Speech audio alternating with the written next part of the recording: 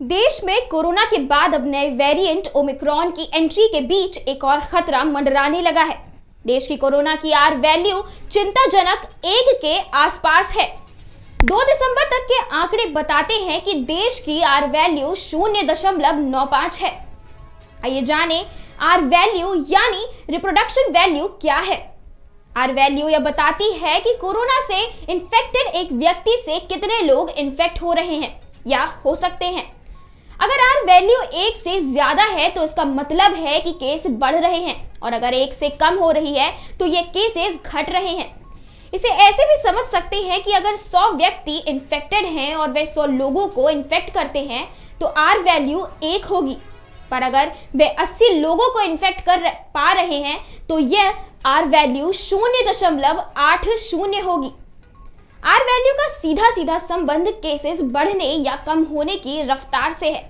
Cases कम होने के लिए जरूरी है कि आर वैल्यू 1 से कम हो। देश की आर वैल्यू भले ही अभी 1 से कम हो, लेकिन कई राज्यों में यह 1 से ज्यादा है, जो हमारे लिए चिंता की बात है। दरअसल आर वैल्यू को लेकर Indian institute of mathematical sciences के 2 दिसंबर तक के आंकड़े बताते हैं कि देश की आर वैल्यू 0.95 है। तेलंगाना, उड़ीसा, जम्मू कश्मीर, कर्नाटक और मिजोरम में आर वैल्यू अभी भी 1 से ऊपर है। देश में मिजोरम में आर वैल्यू सबसे ज्यादा है। लगातार 3 हफ्तों से मिजोरम की आर वैल्यू 1 से ज्यादा बनी हुई है। हालांकि 16 दिसंबर को मिजोरम की आर वैल्यू 1.14 थी, जो कम होकर 1.11 पर आ गई है। कर्नाटक में एक हफ्ते के दौरान आर वैल्यू 0.94 से बढ़कर 1.09 हो गई है। तेलंगाना, जम्मू कश्मीर, महाराष्ट्र, हिमाचल प्रदेश और तमिलनाडु की आर वैल्यू भी बढ़ी है। हालांकि ज्यादा केस आने के बावजूद केरल की आर वैल्यू 0.88 है। 11 नवंबर के बाद से ही मुंबई और पुणे की आर वैल्यू 1 से ज्यादा है। आंकड़े जारी होने के 2 हफ्ते पहले तक पुणे की आर वैल्यू 1.13 है। एक हफ्ते में मुंबई की आर वैल्यू भी 1.02 से बढ़कर 1.09 हो गई है। तो वहीं चेन्नई और कोलकाता की आर वैल्यू भी गिरावट हुई है।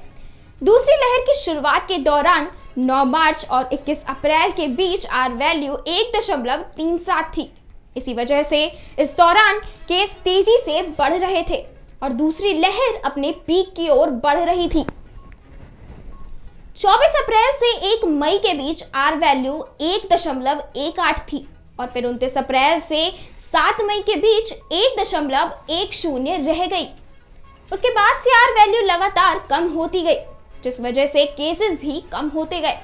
नए केसेस की रफ्तार रोकने के लिए जरूरी है कि आर वैल्यू 1 से कम हो। आर वैल्यू का 1 से ज्यादा होना बताता है कि एक संक्रमित व्यक्ति 1 से ज्यादा लोगों को संक्रमित कर रहा है। इससे धीरे धीरे नए केसेस की रफ्तार बढ़ने लगती है। कोई महामारी कितनी गंभीर है, इसे मापने के लिए 3 पैमाने का इस्तेमाल किया जाता है। पहला आर वैल्यू केसेस की संख्या और सेवेरिटी यानी गंभीरता, इसके साथ ही कितने मरीज मिल रहे हैं और कुल मरीजों में से कितने मरीजों में गंभीर लक्षण देखे जा रहे हैं। इस आधार पर किसी महामारी के खतरे को मापा जाता है।